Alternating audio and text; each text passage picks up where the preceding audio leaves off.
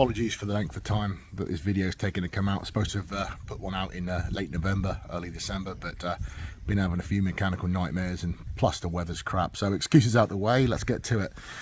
This is the FX Crown Mark II. This is my first Crown that I've owned, and I'd see what the fuss is about. It's a wonderful, wonderful rifle, very accurate, does everything it should do. I'm going to start at the back here. We've got the Limb Saver buttstock. Never had one of these fitted to a rifle or shotgun before, but these are wonderful, wonderfully soft. The GRS stock that this FX Crown comes in as fully adjustable, there for length of pull through these adjustment dials, well not dials, buttons. You can, as you see, come up, that's not a good example, but I can get it in small little increments here due to the teeth there area. Got a 60-degree offset pistol grip.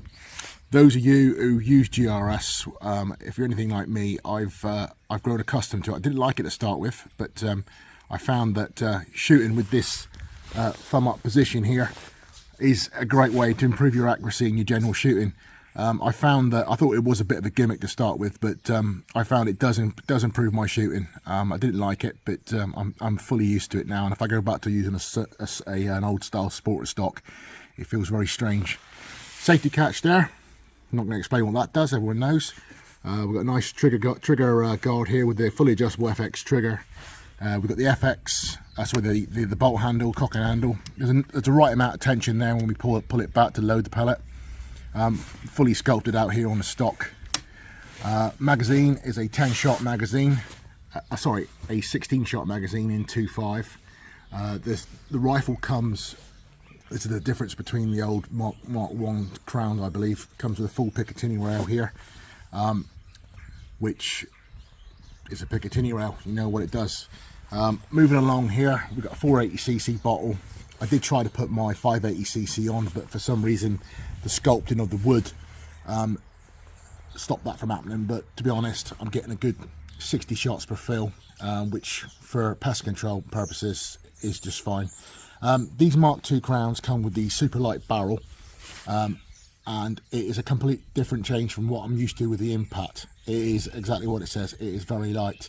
There's no need to be bothering with tension kits and stuff. I believe the accuracy that it gets, it keeps its point of impact just fine. I've not managed to bang out the zero. At the end we've got a 1/2-inch UNF adapter for you to fit your silencer to. I've not put a silencer on here. I am currently waiting for one from the Sportsman, but they're a bit delayed with stuff. Moving down, this was my point. When it comes from the factory, there's obviously, it's not pre-drilled for a Picatinny rail. That's something I've done myself.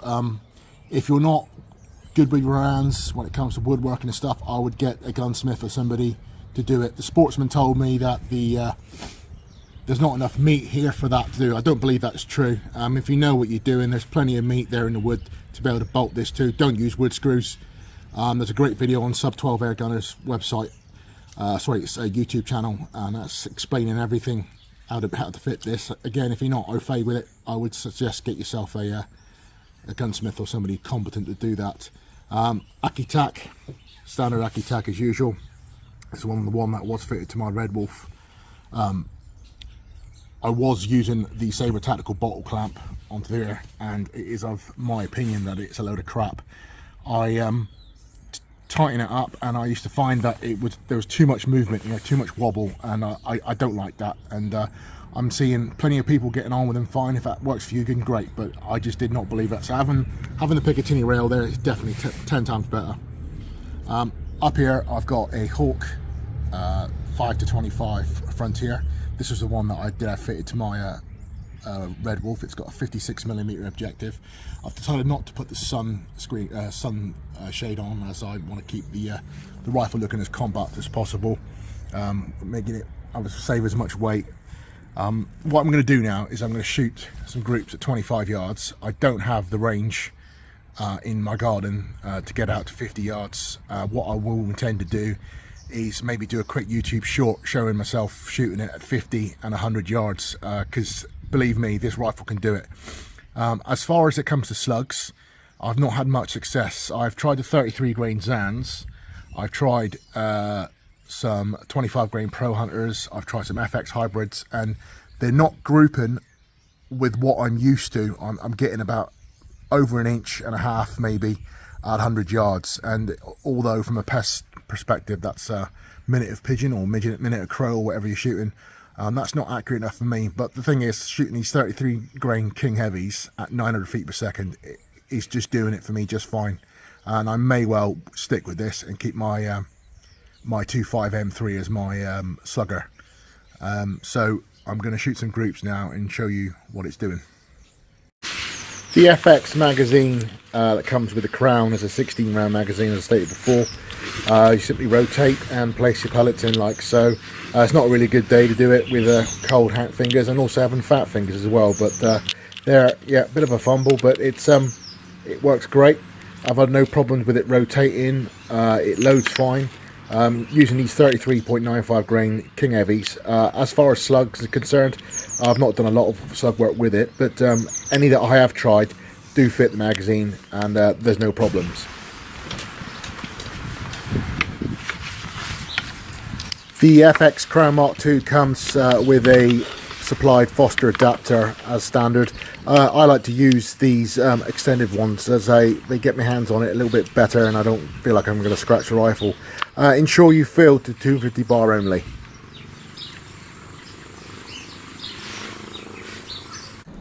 Okay, moving on now to the groups. Using 33 grain King Heavy Mark IIs at 900 feet per second.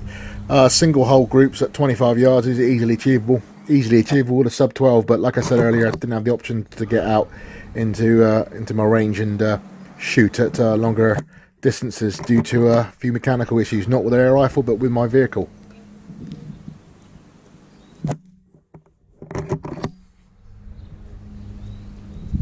Okay, that's a magazine dump at 25 yards, pretty much a boring formality. I don't like shooting at 25 yards, but that's just showing you that the gun works. Obviously, if I really was aiming there, it would be one hole, but I just wanted to show you the magazine dump. But a couple of other things I want to show you on the rifle is this adjustable transfer port. Now, I didn't really use this to start with, kept it on high, but what I found is if I want to use some lighter pellets, obviously the velocities would be way too high. I want to keep those velocities around about 900 feet per second. Now with a 27 grain JSB Hades in 0.25, they're getting up around about 970, 980, and I don't like that for those light pellets. They're not as accurate. They might be alright at 25, 50 yards on a still day, but as soon as you get out in the wind, they will be affected and destabilized. So I want to keep the power down. So it's literally a case on my tune, which I'll go into in a minute, is turning this down to medium, which changes the aperture size and of the transfer port, and I'm straight away shooting 27 grain JSB Hades at around about 890 to 900 feet per second, which is just a good speed anyway I found with this gun. Secondly, my tune. Now, the gun came to me from the Sportsman Gun Centre in Exeter.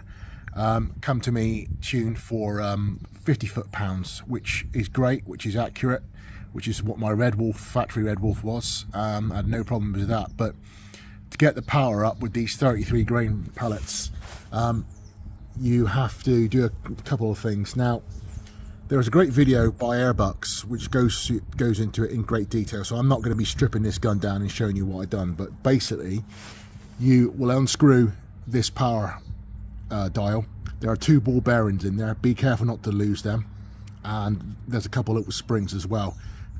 Get yourself like a saucer or something underneath and carefully remove it. Remove the safety catch around the other side, and underneath here you've got a bolt.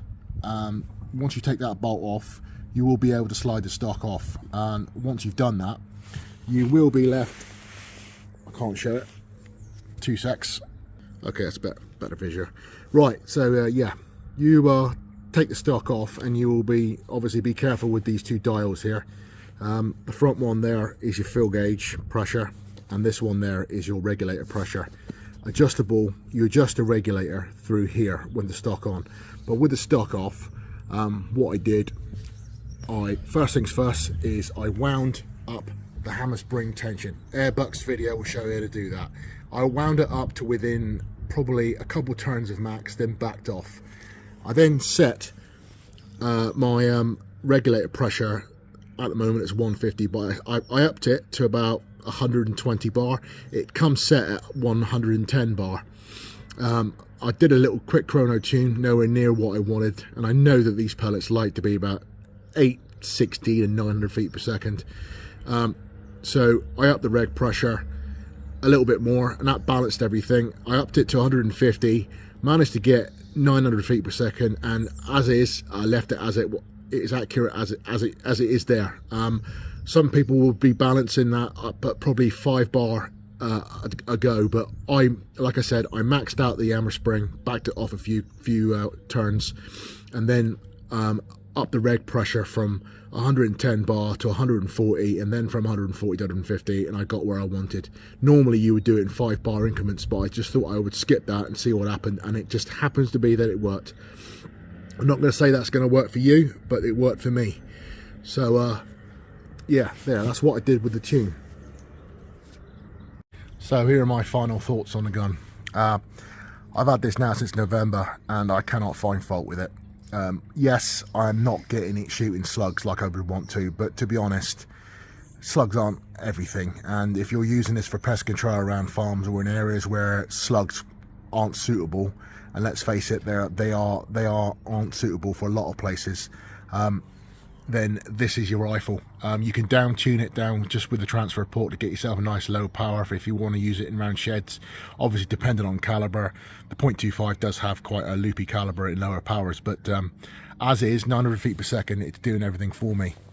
I would say that don't give up with the slug thing. You can change the liner on this. Obviously this is a standard 600mm Superior. Now I could swap that out for a Superior Heavy and see what the slugs are doing, but I just think that I'd rather keep this as a pellet gun and keep my impact, which is there primarily made for a slug gun, as a slug gun. Moving finally to this point here, you can buy a Huma pin probe that is supposed to be working well for the slugs. I'm yet to get one. I will get one and I will try it. If it works, I will put another separate video out to this and show you what the slugs are like. But as is, I'm probably getting the FX hybrids at about 970 feet per second, but they just aren't grouping the way I want them to group. So I'm going to be staying with pellets for the time being and go from there. So hopefully I'll put a video out again soon and it won't be so damn long. Right, so thanks for watching, and please like and subscribe.